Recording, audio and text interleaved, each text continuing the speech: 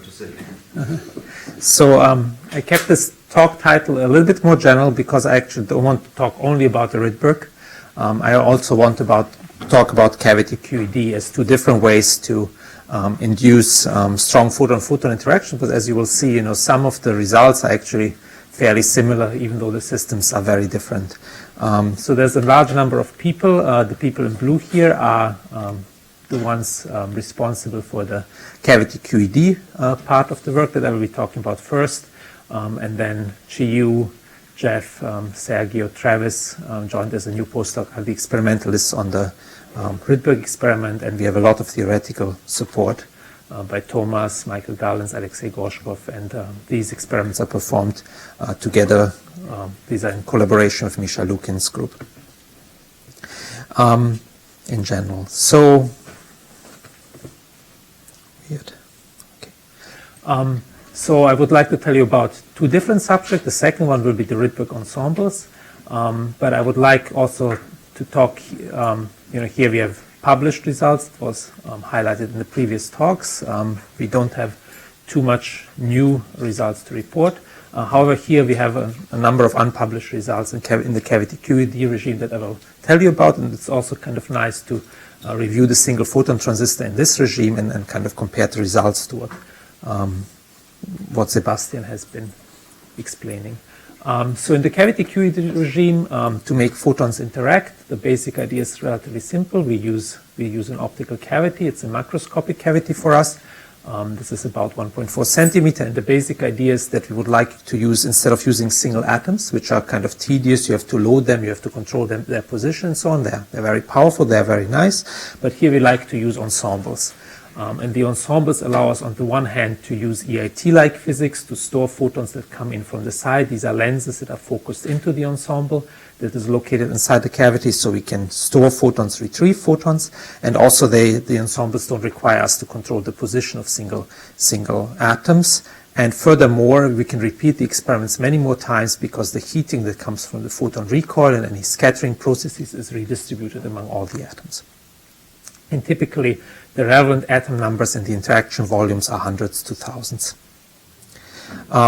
So to make a single photon transistor, you've kind of seen this picture. For us, the source will be the cavity, so we will probe the transmission through the cavity. This is where we will send in the many photons, and then the gate will be a photon that is focused into the medium, and very much like in Sebastian's talk, we will capture the photons inside the medium, store them, and then look at the blocking of the cavity by that photon, and then possibly read out the photon again at a later time.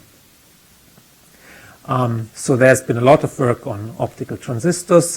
This previous work has been at the level of a few hundred to a few photons using many different systems, quantum dots, molecules, etc. And then the new work, Sebastian has just talked about it. This is the work by Gerd Rempes group and by Sebastian and collaborators on Rydberg interactions. So our idea is pretty simple. We take one resonator mirror with a transmission of about 10 to minus 4. If you have a single mirror like that, essentially all the power comes back.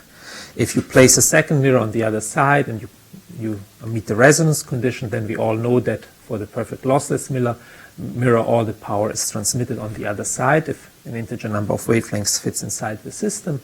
And so basically our switching mechanism is pretty simple. It's like sliding something into the cavity. If you block the cavity, all the light comes back.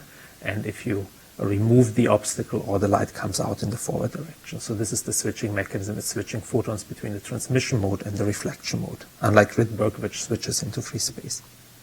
So of course, the blocking is not an object, it's actually an atom, and the reason to use the cavity in the first place, maybe just a little bit of intuition. So it's very easy to think about it. If you have an atom inside a beam of area A, then the scattering probability or the extinction by the atom is simply given by the ratio of sigma over A, and now sigma is much larger than the geometric size of the atom, but it's on the order of the optical wavelength squared. On the other hand, you know that because of diffraction, you can't focus the beam area to much less than the wavelength squared, and so this means in free space, this is at best 1, and in fact, the best achieved in free space for this ratio is about 0.1 by Christian Kortzieffel's group. So to make it larger, You just place the mirrors around it, and then you can think of it as the photon going through the atom many times. The number of times that it passes through the atom is given by 1 over the mirror transmission. And so you get to multiply this ratio of the areas by the number of round trips, and that gives a number bigger than 1. And this is what we call the cooperativity in cavity QED. And strong coupling means a cooperativity larger than 1. And it means, therefore, that an atom can, for instance, extinguish a photon in that mode. And it allows also the regime of coherent interactions. And, already now, almost soon to be 20 years ago, Jeff Kimball did the first experiments where they just dropped atoms through cavities and saw this extinction transmission. We want to block the cavity not with an atom, but with a photon. How do we do this? Well, we use 3-level atoms, essentially. So that the atoms can be in 2 different states, and one state that doesn't affect the cavity so that the light gets transmitted, and when a photon gets absorbed by the atom, then the atom blocks the cavity. It's a strong absorber and scatterer, and essentially all the light gets reflected in the limit of large cavity cooperativity. To be able to absorb this photon with certainty, again, we don't use one atom because that wouldn't work, or with near certainty. We could build either a second cavity around it, or what we do is simply use an ensemble of atoms. Again, you have the ratio of the atomic cross-section divided by the area, but now you get to multiply this by the number of atoms because you don't really care which of the atoms absorb the photon. And so another critical parameter is the optical depth along this direction, which tells you whether you're able to store and absorb the photon by this atom cloud. This will be our gate photon, this will be our source photon. And then possibly after you have stored it using EIT, you may be able to recover the photon from the atomic ensemble if the polariton, if the spin excitation that the photon was stored as has not been destroyed. And so in a cartoon, this is how our experiment looked. Now, I apologize, our cavity is vertical, so I've flipped the system now to vertical. These are the photons in the non-interacting state. And so basically any source photons are transmitted through the cavity, ideally with unity efficiency, and then we send the gate photon into the system. The gate photon is captured and stored with a certain probability inside the atomic medium. It's stored as a collective spin excitation, so we don't really know which of the atoms has absorbed the photon and changed state from red to green. But in the ideal limit where the cavity cooperativity is large, then any source photons are now reflected from the cavity. And then, if the cooperativity is large enough, these source photons will not have dephased the system, and we can basically read out the photon ideally at a later time. And we can look at, how many source photon can this thing here survive, just like Sebastian told you in the Rydberg case.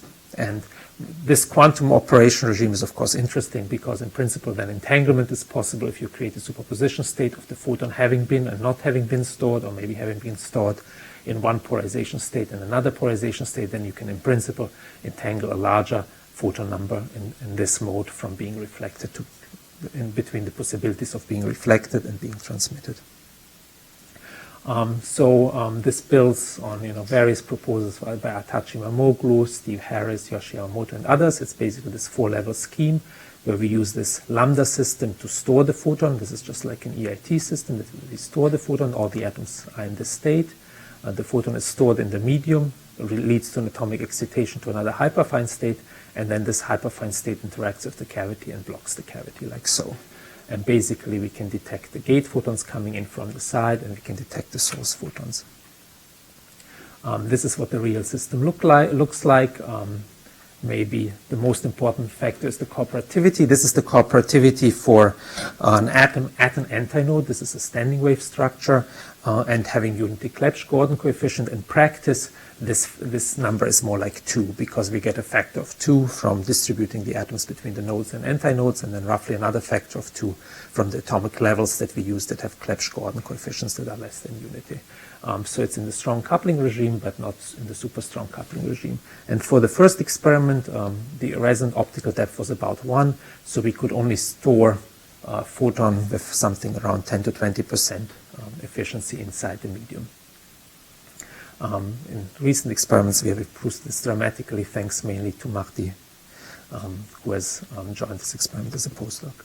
So what we saw is, again, you have seen something like this in Sebastian's talk. We scan now over the cavity resonance in this case, and we look at the transmission, and we plot it as the number of average stored gate photons. And this is basically the bare cavity line width, and you see the transmission goes down and the cavity line gets broadened.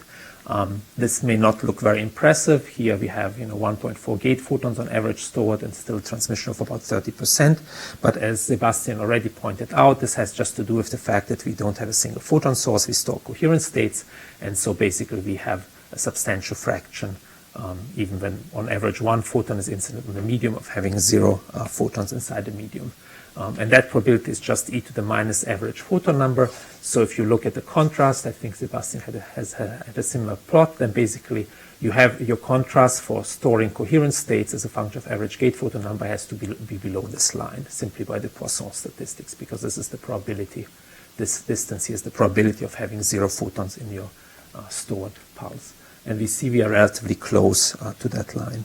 To characterize the system better, you can do something a little bit more interesting. So instead of plotting the average transmission, you can plot the transmission of the photon number conditioned on, or you can plot just the histogram in this case.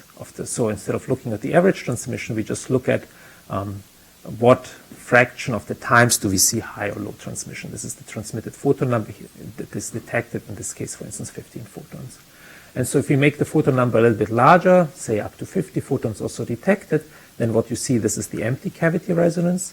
Now it looks noisy. This is simply the photon shot noise. If you have on average 40 photons transmitted, you have on the average about 6 or 7 photons standard deviation on that.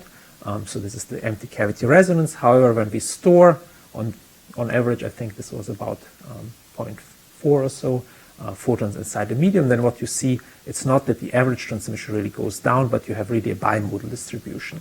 So you see sometimes you have high transmission, the color simply indicates the probability, sometimes you have high transmission, and sometimes you have very low transmission. And so this basically shows a switching contrast of about 10 to 1. This is the case when you didn't store a gate photon, this is the case where you stored a gate photon.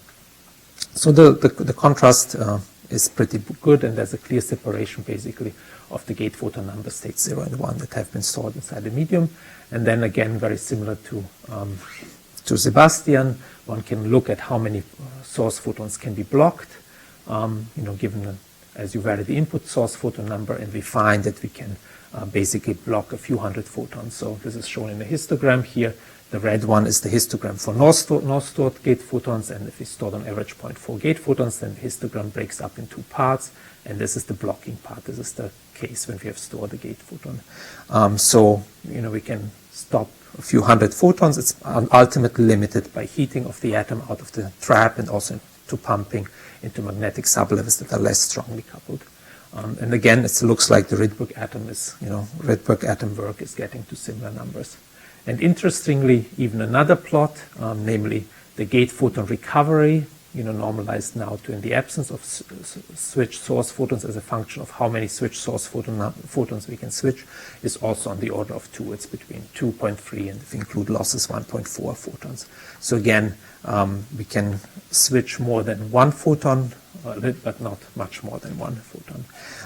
Unlike the Rydberg system, maybe in cavity QED, it's very easily understood where this comes from. This comes simply from the probability of an incident source photon being scattered into free space, which then localizes the excitation. It's no longer a polariton, it's no longer a collective excitation, and therefore you cannot recover it. And we understand how this should scale with the cooperativity, and this result 2 is roughly the source photon number that you can survive is given by the cooperativity over 2.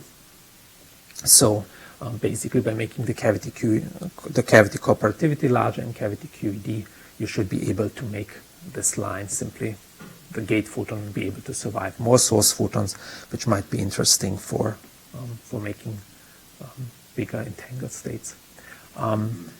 In this system has some interesting possibilities. If you think of it as a transistor, what did people do when they first had a transistor? Well, they provided feedback. They made either an oscillator with positive feedback or a regulator with negative feedback. And you can think of the same thing here. So depending on whether you couple the transmitted light back to the gate channel or the reflected light back to the gate channel, you can either build in positive feedback or negative feedback. And this is an interesting problem to think about because this is really at the quantum level. So in some case, you might expect some kind of squeezing, a stabilization of the photon number, maybe to 1 photon, and in the other case, some other features.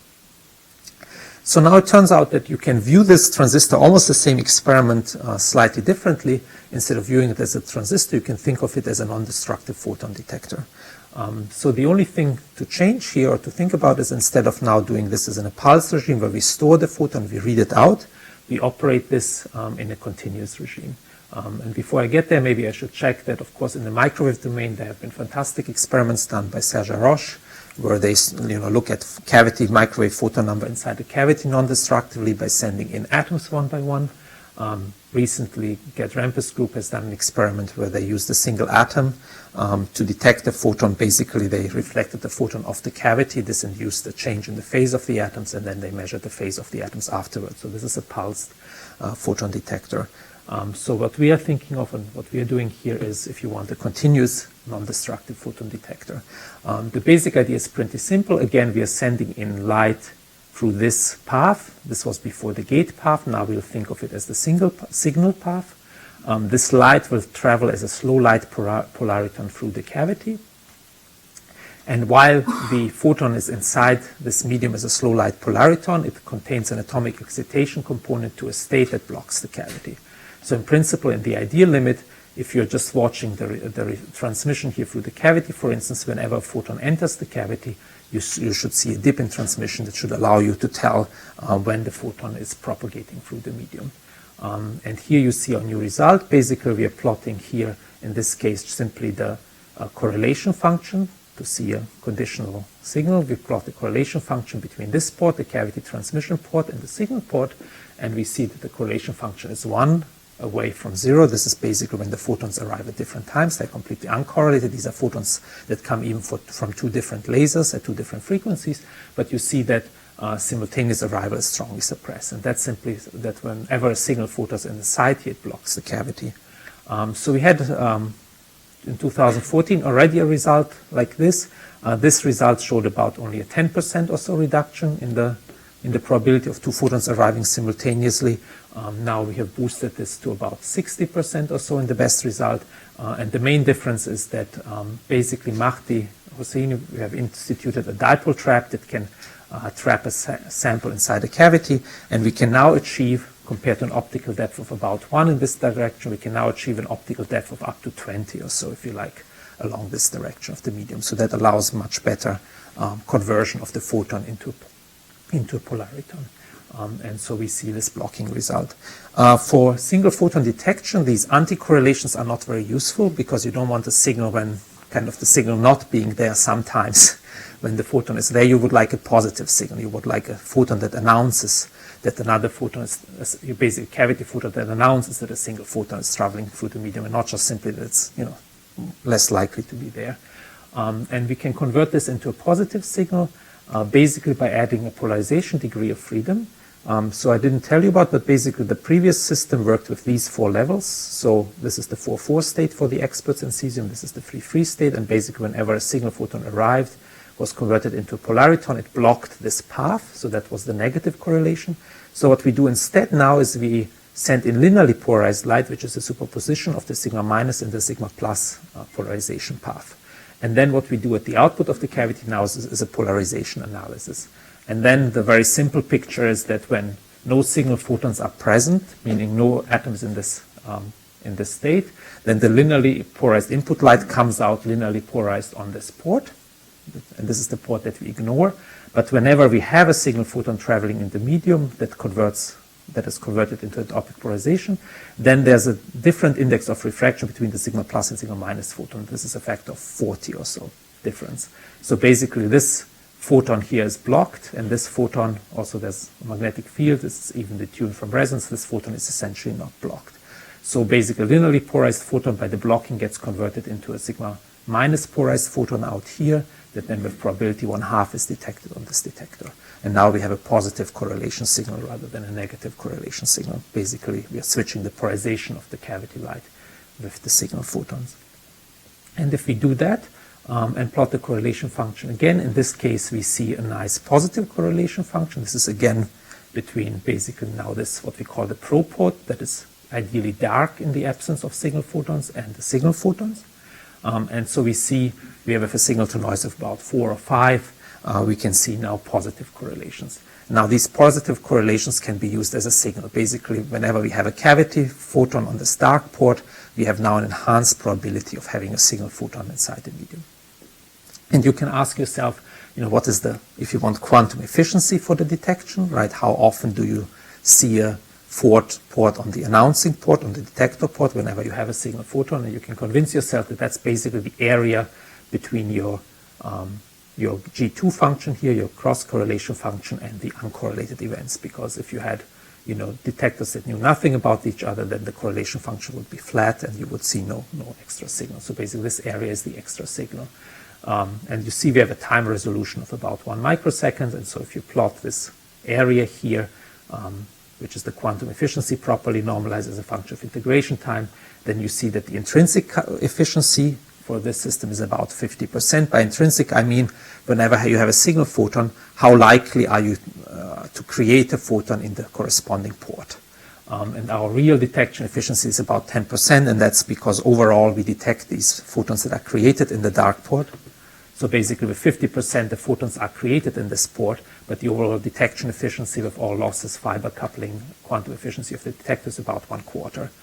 And so that gives us about 10% observed quantum efficiency. So meaning we can non-destructively, for every single signal photon with 10% efficiency, see a photon on our detector port.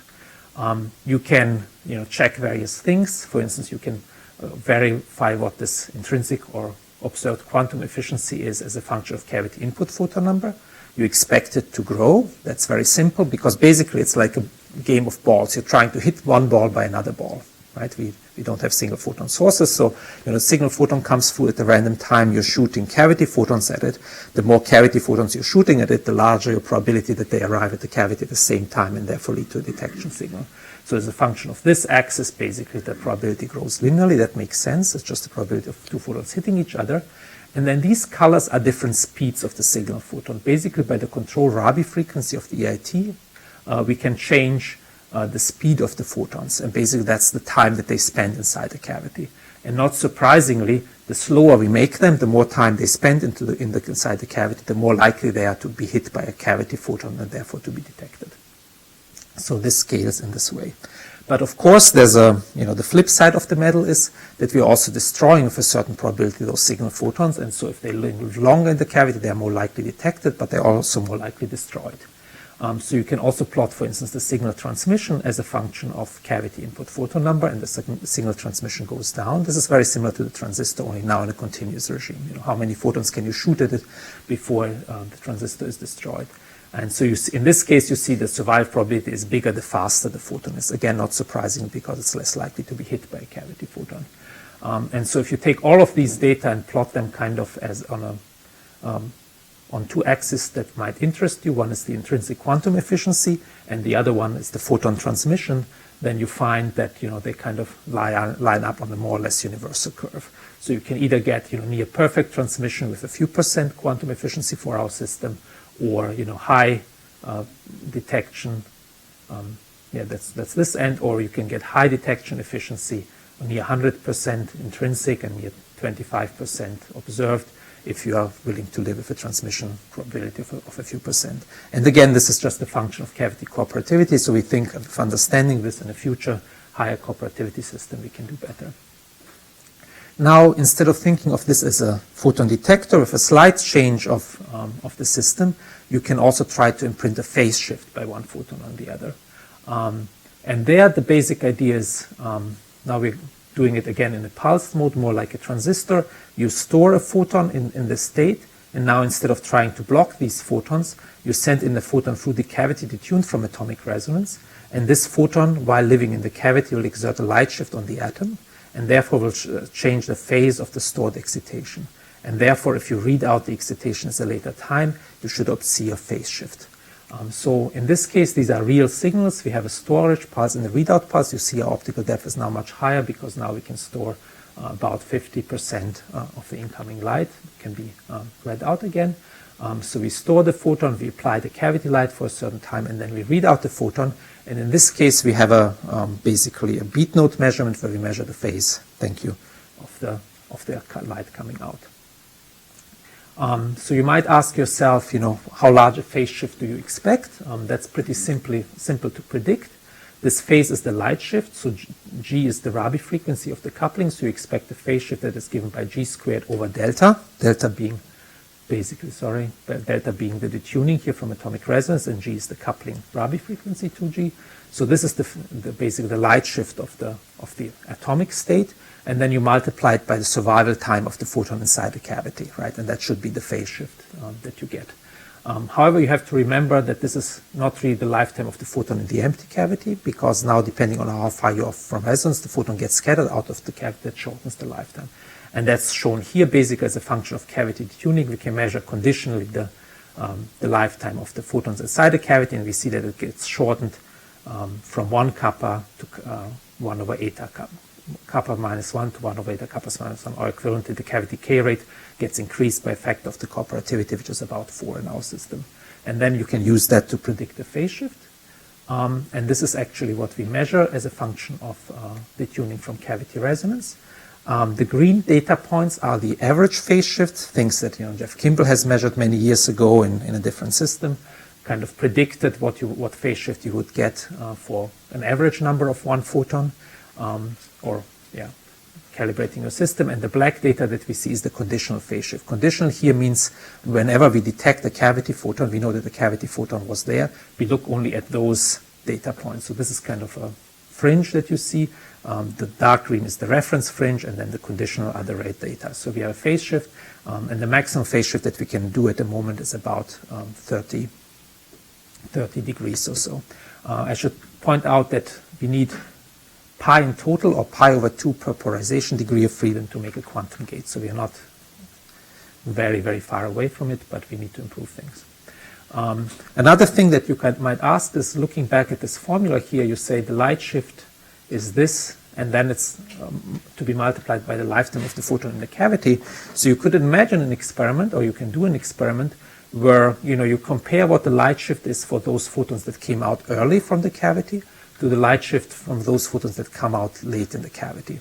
And you expect, by this naive argument, the light shift to actually increase. It's a little bit like this, super resolution spectroscopy, where if you have, excited state lifetime and you wait a long time, you can actually see something narrower than the natural line, but simply because you post-select if you want those photons. So we can do the same thing, and we indeed find that the phase increases as a function of cavity photon exit time. And basically, it goes beyond the value that we had before, which was about 1/3 of pi over 2 to something, starting to approach pi over 2 for these late photons coming out of the system. And in the remaining 7 minutes or so, I will talk about Rydberg. Partly I can do this because we have had so many beautiful talks about this, and this is basically this work that Misha's group and my group did together over the past years. Very simply, again, it's EIT with a classical control beam up here going to a level of about 100 S or so, and then we are looking at the interactions of these individual probe photons, as Alexei already described. Basically, these probe photons inherit, if you want, the Rydberg-mediated interactions, and so they start to interact with one another. And there has been a lot of beautiful work, more than can be done on 1 or even 2 slides. Quantum gates have been done with this, pioneering experiments by Charles Adams' group, and a lot of theory work and various proposals, and some of them we have seen here. So there's basically the dissipative part of it, and the cartoon picture is like this. If you have a blockade radius, then and the photons travel, 2 photons travel outside this blockade radius, then basically EIT removes the P state effectively. It creates a superposition of the ground state and the Rydberg state up here. And this means these photons can travel without scattering when they are far away from one another. However, if these photons happen to be within a blockade radius of one another, when they start to overlap, then As we have seen in various graphs, these Rydberg levels get shifted by a lot. In particular, they get shifted out of the EIT resonance. What that means is you can essentially forget about the control laser, since it's not coupling to any state. You can pretend that the control laser is not there. What do you have? Well, you have simply resonant light on the S2P transition. And we all know what happens. So the atom gets excited to the P state and scatters a photon. The photon leaves the system. But as soon as the photon leaves the system, now you're left with one photon. And if you want, in this cartoon picture, EIT is restored. Thank you. And so basically you have the one photon traveling through the system. So what you expect naively is that photons cannot travel together within the blockade radius. As Sebastian already showed, it's essentially the same setup. It's a fairly simple system, cross dipole trap with an elongated atomic cloud of rubidium inside here. We focus the beam through the medium, and then we have photon detectors here to do counting statistics after filtering out the control light. We want to make the system one-dimensional so that Rydberg atoms or photons cannot travel side by side. So we focus it to a way smaller than the blockade radius. For us, like in Sebastian's experiment, the blockade radius is about 15 micrometers. The wave size is about 4 micrometers. So effectively, we have a one-dimensional system. And then basically the other criterion is that the size of the slow light polariton has to be smaller than the blockade radius. This is equivalent to saying that the optical depth per blockade radius has to be larger than 1.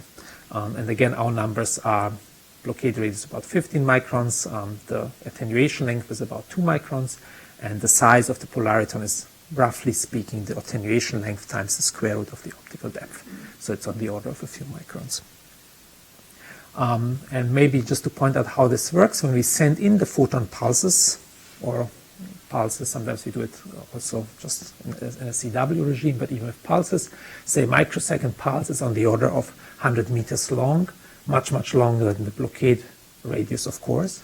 And the photons are located somewhere within the pulse, but it is because this dramatic reduction in group velocity that this long 100-meter pulse, gets compressed to about 10 micrometers inside the medium. And suddenly these photons that were far outside of one another find themselves on top of each other within the blockade radius. And this is why, ultimately, another way to think about why it works. So what you see in EIT, these are EIT curves, you see just a very, very strong nonlinearity. At low photon rate, about 1 photon per microsecond, EIT is decent, 60% transmission or so, but as soon as you increase the probe photon rate by even a factor 4 or 6, you see the transmission go down rapidly. And so the strong nonlinearity is a signature of that something is going on. Is it really quantum? Well, to see that, you have to look at photon statistics. So instead of plotting average transmission, we now sit on resonance and just plot the autocorrelation function of the photons. And then what we see here is that basically, yes, at long times, separation times, the photons don't see each other. The correlation function should be ideally 1. There's a little bit of classical noise. That's why it's larger than 1. But what you also see is that the correlation function at 0 time essentially goes to 0. With corrected value for background, that is about only 4% probability or 25-fold suppression compared to independent photons. One of the surprises at first, and then of course a posteriori you understand it, is that the blockade radius is this yellow shaded region. The width of this feature is much larger than the blockade radius. We understand it now as the following effect: as the photons enter the medium, there's a quadratic absorption. So basically what happens is there's a little bit of absorption in the wings of the spectrum of the photon. This makes the photons become broader as they travel through the medium, through a long medium. And so what happens is that the photons, even if they were originally not on top of one another, as they travel through the medium, they start to broaden and start to interact. And this is supported by calculations that I'm not showing you, done by Thomas Paul, Alexei Gorshkov, and others. So we can kind of understand and reproduce these curves. So this establishes basically this dissipative filter. You get a train of single photon pulses in transmission, and the other question to ask is, can one induce dispersive effects instead? So can one make forces between photons instead of dissipation? And the answer is it can be done with a surprisingly simple change to the system. So all that we do now is, instead of doing EIT on single photon as well as 2-photon resonance, now we detune the control beam from the P to Rydberg transition by a few 10 megahertz maybe, and then we send in the probe photons so that they still meet EIT. If you want resonance, they meet 2-photon resonance, like so.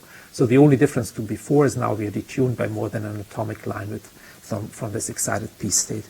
Now the picture is the same as before. If the photons are far apart, they just travel through the medium, EIT works, and therefore they don't see much of an index of refraction, even though they are detuned from the P state. If the photons happen to sit on top of one another, well, the Rydberg interaction again tunes these levels out of resonance. So like before, you can forget about the control laser. It's practically not there. And now, instead of sitting on resonance with the one photon transition, you're detuned from resonance with the one photon transition by some detuning delta, and that produces an index of refraction. So basically what that means, there's a distance-dependent index of refraction between the photons within the blockade radius. And so this is kind of shown in this graph. This is where we are sitting. This is the phase. This is the phase at low rate, and then you can see that when we send in many, many photons at larger rate, the phase essentially saturates before or builds up, if you want. Before we had phase 0 because we had EIT, and when EIT is removed, then you have a phase observed for the photons on this transition. How do we measure the phase? Well, we add another polarization as a reference beam. But maybe before that, so how to think about it is basically you have this long medium. Everywhere the index of refraction is N1 is about 1. But if you imagine the first photon being at this location, then in a region of the size of the blockade radius around this first photon, there's an index of refraction step for the second photon. And then, of course, we know all that what happens to waves in an index of refraction step. Basically, the wavelength is different in this region, so there's a phase shift picked up between here and there. And so this index of refraction step is equivalent to what would be in the Schrödinger equation. There's an approximate picture worked out by our theoretical collaborators. Basically, it's index of refraction step, which corresponds to a bound state. And we are really in this weak potential regime where there's only one bound state. Okay, I'm finishing up. Where there's only one bound state, and where the bound state is actually much bigger than the blockade radius. And so by measuring, the phase of this light as well as the transmission, we can reconstruct this bound state, and we find that the signature of this bound state is that it is much bigger than the blockade radius. And as Alexei already pointed out, the photons also acquire mass, so these are massive particles with interactions. And so what we see, for instance, is that instead of being anti-bunch now, the photons bunch. This is the arrival time of the first photon. The second photons, the photons bunch on resonance. But what is more clear to see is actually now also the phase is shifted. This is the phase of the two-photon wave function relative to two independent photons, and there's a strong effect on the order of pi/4 or so. And so basically this bunching is what we interpret as the effect of the bound state, the fact that the attractive potential sucks the photon wave function in, and so the initially flat wave function becomes not flat. Maybe a quick disclaimer, photons can't be really bound. What we mean by this is, independent photons come in. Independent means the G2 function is 1. It's equally likely to observe two photons anywhere. They don't know about one another in a laser beam. If you have them travel through the medium, then the polaritons, the quasi-particles, are actually the thing that experience the attraction in the atomic medium. But what is special about vacuum, of course, is that vacuum has no dispersion.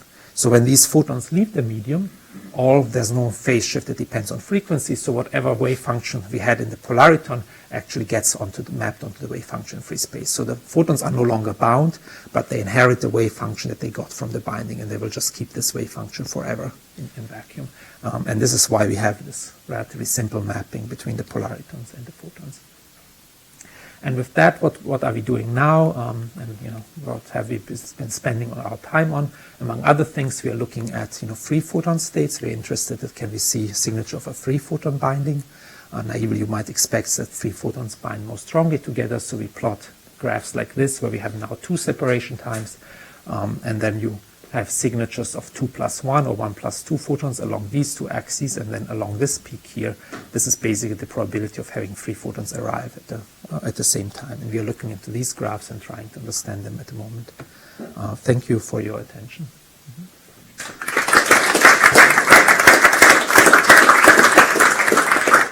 Thank you very much. We have time for a few questions. So for this, in the first part of the talk, this conditional phase, where you say that the phase depends on the exit time. So I guess, well, first of all, that means that basically there's sort of some reshaping happening, but can you also just interpret as a slight frequency shift of the target photon, if there's really a linear phase as a function of time? I'm not sure that it's a frequency shift. So what I should say is what we measure here is really we send in a very short pulse, right, to initialize the system, right, and then we look when the cavity photons come out. So I don't think there's really a frequency shift, right? The pulse spectrum of the incoming pulse is really broad, and then we look at when does the photon come out. You don't think that phase linear as a function of time is just frequency shift? I don't think so. I don't think that the photons are shifted in frequency, right? I would expect them to just be narrower and narrower at the cavity resonance if you were to look at those photons.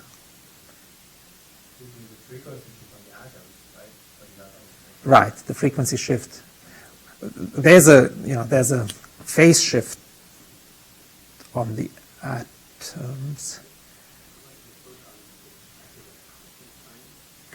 Mm-hmm.